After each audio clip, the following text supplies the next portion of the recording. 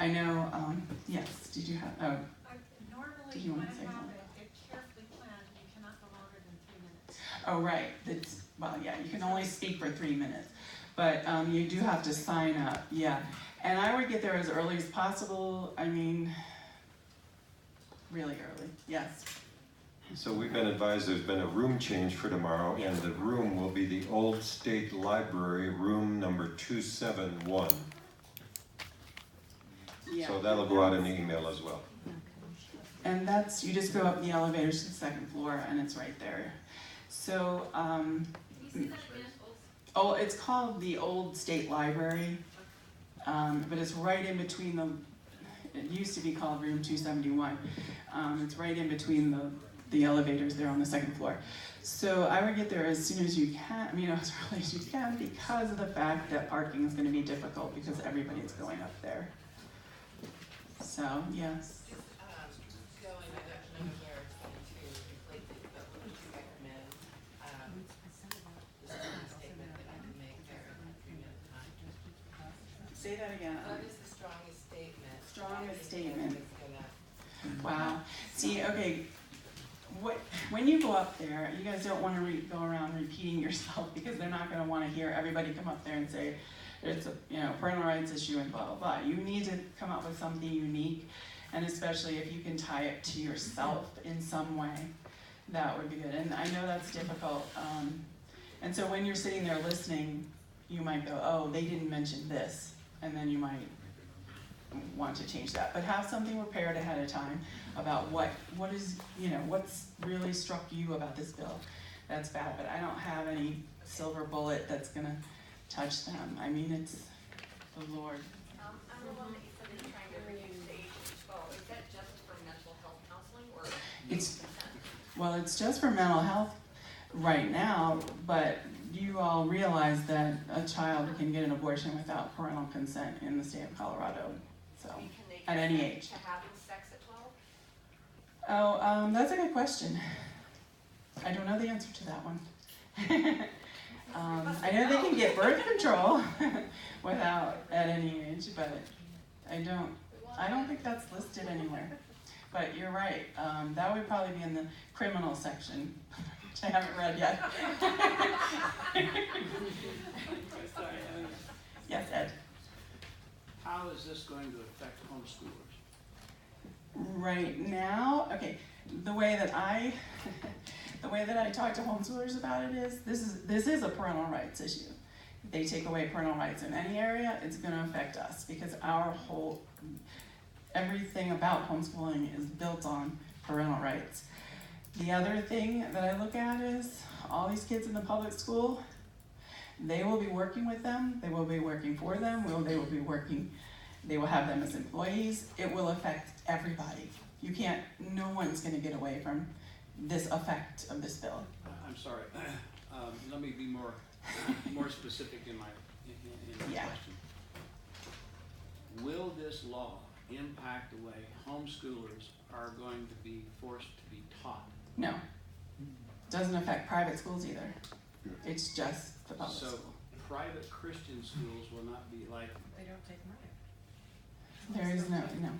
They're not, they do not have to abide by the so standards of the state. charter schools will be. Charter schools take government money. And so does the Catholic. They're public schools, essentially. So do the Catholic schools too, just so. The Catholic Please schools, repeat the question. so they we take money? Oh, those poor people. Someone asked that the question be repeated. He was Oh. Can asked, you repeat the questions that people are asking? Sorry. She was just commenting that the Catholic schools, they actually take government money. So she believes they would be affected by that. I know that Special my ed. family, they take money. Oh, in Portland, well, that's not Oh, here. I didn't say it was Colorado. Oh, okay. in Okay. Wisconsin, they don't. No, they So don't if take they them here. If they teach Common Core, which there are Catholic schools throughout the country that are teaching Common Core, then they are taking government money. She said if they teach Common Core, it is a likelihood that they will also be teaching and they accept public money. What's that $1 billion of taxpayer money gonna do? that grant money goes to schools that want to teach it that aren't teaching it right now. So really, so think about this, all the Denver schools are teaching. It's the school out on the prairie somewhere that's not teaching this. They're gonna entice them to teach it by giving them some money. So they want to spread this in the back. What's the effect? I mean, what does the poor teacher do? What if they don't adhere to these standards? Will they That's, lose their job? yeah. Will they walk out? What? That I don't know the answer to. Does anybody know the answer? Dave, do you know the answer? All right, we need to move on. You can talk to me after and I'll answer any questions I can. How about next week, we just give Carolyn a whole hour and a half? Yeah. But we want to show up tomorrow. Listen, first let me say, if the enemy is huge, then we know that our God is bigger. Right? So, for those who don't know, my name is Ken Davis. For 6 years ago, this is what I saw. I am so excited about what's happening. I teach where I lead the Understanding the Constitution Life group. If you that are taking part in the Understanding the Constitution Life group, just raise your hand, wave. Okay. Ed actually co-leads that with me. He is a wealth of knowledge. And so this is the culmination of how we end Understanding the Constitution. It is to launch people out to go and be active. And so it is great to see all of you willing to be and get active. But I would ask you this: how many of you in the room, before you started hearing Pastor Mark over the last couple weeks, said, I don't do politics? I don't do politics. That's fine, raise them high, it's okay. There's probably more people who aren't raising their hand that said they don't. Listen, I get that. I don't do politics either. I do citizenship. In this country, politics is citizenship. And if you are a citizen, you should be active. You should be doing something. You should be aware. You should know. You should be telling your neighbor. You should be teaching your children. You should be talking to your classmates. You should be expressing what citizenship means to you, because you live in the greatest country on the planet.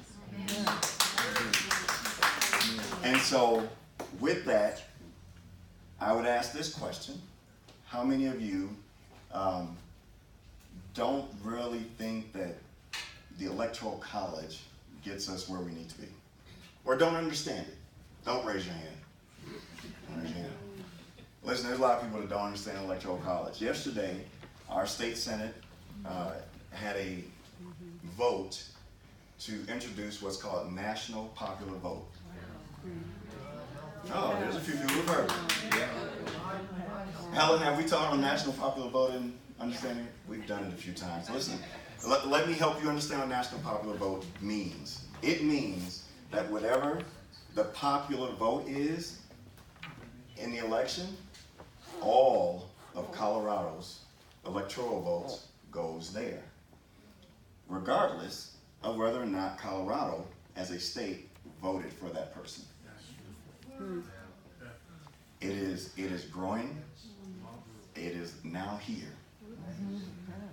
So I would ask that you all get on the phone, send emails to any senator that you can find their name of in the state of Colorado, and tell them they had better not try to introduce that. That basically is unconstitutional, for one. It's unconstitutional, and it takes away the state of Colorado's voice. So I'm gonna give you a quick. It violates the sovereignty of every state. Absolutely. What's the bill number? They just voted to introduce it, I do believe. So we did. They so they passed it. So now it goes to the Senate Bill 19-042. Senate Bill 19-042 It goes for a final vote next Wednesday. to the House. There you go. Goes to the House. After the final You need to repeat that. Get on email, call. Listen, you do not want this. It goes will for be the the final beginning voting Wednesday. of the end of our sovereignty. You have your voice in your state. Then your state has a voice to the feds. Ed? It violates Article 10 of the Constitution, and if you don't know what it is, I'm going to encourage every single person in here to look up and read Article 10 of the Constitution. Colorado's Constitution mimics exactly, almost word for word, what Article 10 says in the federal Constitution. I don't know how to express it any better than that. It is powerful if you understand what it does. If you don't understand, you can be led in a direction that you will regret for the rest of your life. And if you don't understand, this coming Saturday is when we launch our new session of Understanding the Constitution. Right, Helen? If you let Ed talk again, would you bring the mic to him? I realize this. Because Ed tends to talk to himself when he... We love you, Ed. We do. Just one more time, please. What is the name of that proposition? NPV, or National Popular Vote. You do not want it. SB 19042. Yep. And Ken, just to mention that it doesn't, if they pass it, it doesn't mean you automatically have to then get to the whole, they have to get 100 more electoral votes. Well, yes, that's true. I mean, it would take more states to pass a similar bill, but we don't want to be first. Hold on. The danger here, I think, for the country, is that if you do away with the electoral college and you go to a popular vote, more populated areas in this country will garner your vote. And they'll steal it away from you, and so states that are less populated, such as ours, or basically middle America, will be left completely out. Yeah. Listen, I have a friend who did. It's against our rights. It is. So I had a friend who did something called the Commonwealth of Virginia, and where he talked about soon all elections will be finalized in cities that have a National Football League team. So, and that's true. So Denver will mute us. Yes, that's Chicago will mute the rest of Illinois. Milwaukee and Madison will mute the rest of Wisconsin. Everything that those large centers do will be the control, will ultimately decide every election. So Denver has muted conservative views for years. man, so listen, I always talk to my group about some things that I think everyone should hear. Was Jesus this soft, lily-picking, the Jesus I know, flipped over tables. The Jesus I know called an entire group a brood of vipers. That's the Jesus I know. If you haven't read that part yet, I'd recommend, it's great reading. So we are called to go make disciples. Does that mean let's stay behind the four walls of CFAN making this? No, we are to go. Amen. Right? The kingdom of heaven suffers violence, and the violence take it by force. We are not to be this soft-spoken, let everything happen to us body of people. We are supposed to influence the culture.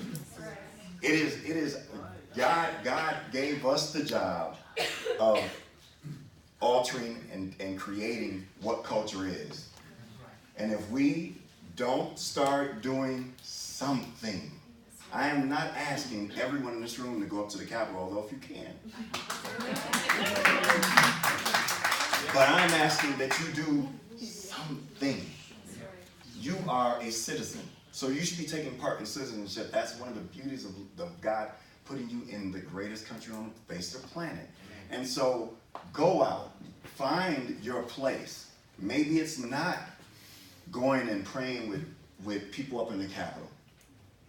Maybe it's not helping someone that you think is a great candidate win an election by going and canvassing for them or doing any of those things. But you can do something. And so when we talk about this in the Constitution class, that is where we end. We give people ideas. Here's some things you can go do. Can you go, how many of you have grandkids?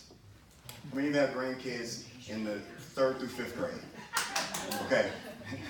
Pastor Mark, your grandchild is not in the 3rd through 5th grade. Not yet. Not yet. But will be. Listen, once a year is National Constitution Day. You could actually go to your 3rd grade grandchild's school and say, hey, Mr. and Mrs. Teacher, can I have 20, 30 minutes to talk about the founding of this country and the Constitution of the United States? By law, it is a law. And yet, 80% of schools in the country don't do it. So these are things that we talk about. Listen, I wish all of you would show up on Saturday. But if any of you, how many of you have taken Understanding the Constitution more than once? Keep them high more than twice? More than 3 times? Where's Chris? Okay. Every time we learn something new. Every time. I hope that you are hearing my heart about doing something. That's why you're here, because you want to be a part of the solution and not keep sitting back behind the 4 walls and just be silent and be part of the problem. Amen? Helen, go ahead. Okay. She's one of my favorites. Mark is standing back here now, in case you're gonna quietly slip out. I would like to say thank you for introducing politics in my life.